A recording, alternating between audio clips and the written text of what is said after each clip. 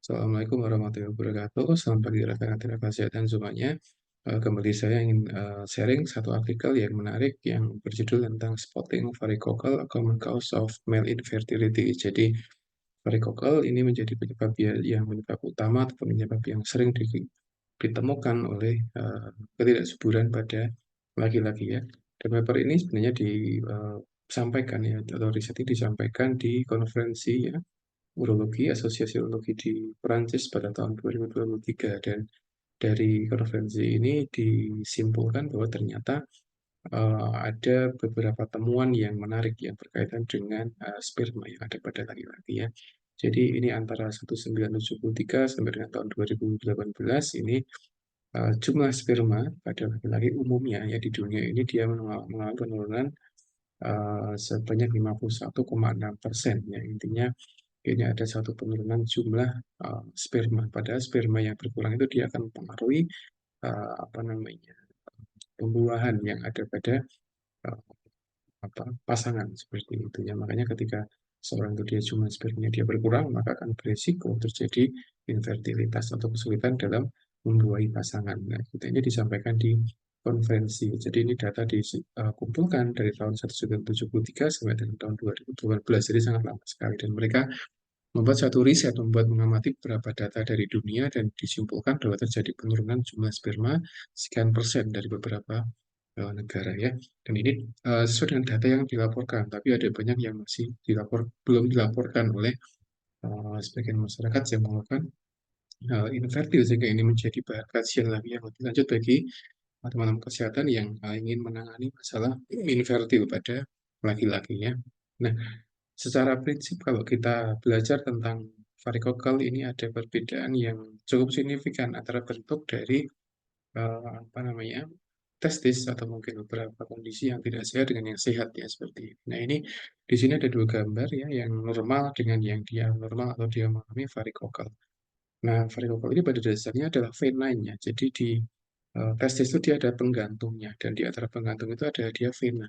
Dan vena itu pada dasarnya dia atau arteri ya, dia mengirimkan pembuluh darah ke dalam testis, sehingga testis dia bisa berfungsi dengan sebagaimana mestinya dengan baik, sehingga dia bisa memproduksi sperma dengan jumlah yang cukup banyak dan bisa mudah membuahi pasangan seperti itu. Nah, ini itu ketika terjadi varicocele, maka ini venanya dia mengalami pelebaran. Ya, kenapa melebar? Karena di sana ada vena, ada arteri, sehingga ketika arteri dia mengirimkan darah ke vena, ke apa, testis ini, maka darah tadi dia tidak bisa kembali ke melalui vena, tapi dia ada semacam sumbatan kayak gitu. Nah, ketika menyumbat, maka di sana ada pembesaran ya, pembesaran ukuran dari vena tadi seperti itu. Jadi pada dasarnya kalau kita lihat dua gambar di sini, ini kalau yang normal dia pembuluh darah dia kecil ya, karena dia tidak ada sumbatan di sini. Dan di sini ada semacam katup yang dia membuka nutup sebagai darah untuk dia kembali ke arah jantung seperti itu. Tapi ketika darah itu dia tidak bisa kembali ke jantung dan terjebak di vena, maka dia bisa bengkak seperti ini. Nah, varicocele ini pada dasarnya dia mirip dengan varises, varises yang ada di kaki, tapi dia posisinya ada di bagian testis. Nah, ini bermasalah. Kenapa? Karena darah tidak bisa kembali ke jantung, dan nanti kemungkinan akan, atau mungkin beberapa ya apa evidence ini menyampaikan kalau dia bisa mengganggu fungsi dari sperma yang ada di testis, sehingga ketika seorang dia mengalami varicocele, maka dia akan berisiko terjadi infertilitas melalui jalan misalkan testis spermanya dia tidak banyak produksinya, sehingga dia akan menjadi susah untuk membuahi pasangan. Nah, ini seperti ini loh gambarannya ya. Nah, makanya ketika kita melihat dari beberapa faktor resiko karena varicocele, maka di sini di sebuah referensi di endovascular expert disampaikan bahwa ada beberapa faktor resiko yang yang bisa menyebabkan varicocele. Di antaranya dia usia. Jadi ketika seorang itu dia usia semakin bertambah, maka dia akan beresiko tinggi ya. Ini berkaitan erat dengan aspek hormon atau mungkin usia dan sebagainya. Tapi ini kalau kita perhatikan ada beberapa faktor yang dia tidak bisa dimodifikasi, dan ada faktor yang dia bisa dimodifikasi. Jadi kalau usia, kemudian genetik, kemudian anatomi dan sebagainya itu kan kita susah untuk memodifikasinya ya. Tapi di sini ada beberapa faktor yang masih mungkin untuk kita modifikasi, sehingga itu bisa mencegah terjadinya varikokel. Nah, di antaranya adalah yang pertama adalah physical exertion. Jadi di sini seorang yang bekerja dengan berdiri yang terlalu lama ya atau sering mengangkat berat itu dia beresiko terjadinya varikokel. Nah, gitu. Nah, makanya ketika seorang itu dia bekerja di pabrik atau di tempat-tempat yang dia butuh berdiri lama itu harus diselingi dengan duduk dan sebagainya seperti itu ya.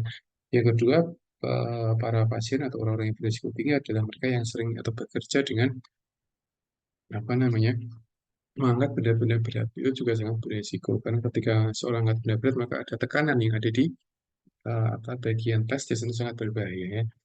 Yang berikutnya adalah sedentary lifestyle. Jadi ini gaya hidup yang banyak duduk ya. Jadi ini bisa diartikan ada seorang yang punya pekerjaan tapi kerjanya ada banyak duduk. Ini juga beresiko ya. Karena seorang yang banyak duduk maka pembuluh darah yang mengalir di tubuh itu dia tidak selancar bagi mereka dibandingkan dengan mereka yang kerjanya adalah diselingi dengan berdiri. Jadi misalkan kita bekerja satu hari 8 jam, maka ya ada waktu kita untuk bangkit dari tempat duduk, kemudian berjalan ke depan dan sebagainya untuk memperlancar aliran darah yang kembali ke jantung seperti itu ya.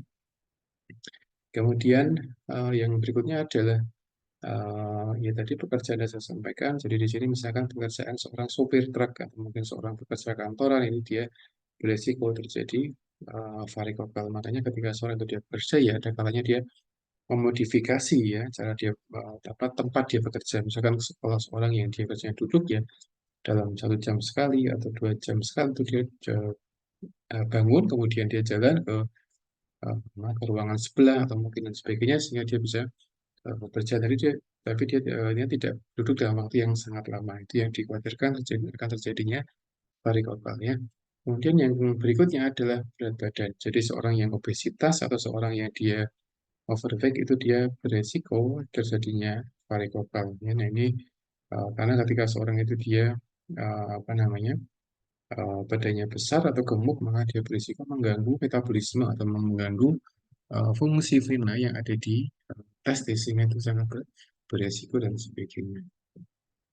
Nah, kemudian yang berikutnya adalah heat exposure, jadi paparan panas ya. Jadi seorang yang apa namanya terpapar panas terutama di area bagian apa namanya bagian bawah ya skrotum itu dia juga beresiko misalkan menggunakan celana atau pakaian yang sangat ketat itu sangat beresiko atau fitting underwear jadi celana ketat dan sebagainya itu malah akan meningkatkan suhu yang ada di bagian skrotum sehingga itu memberikan resiko pada sperma dan sebagainya ya. Makanya ini beberapa faktor yang mungkin dapat kita hindari ya untuk prevensi atau pencegahan dari varikokel ya.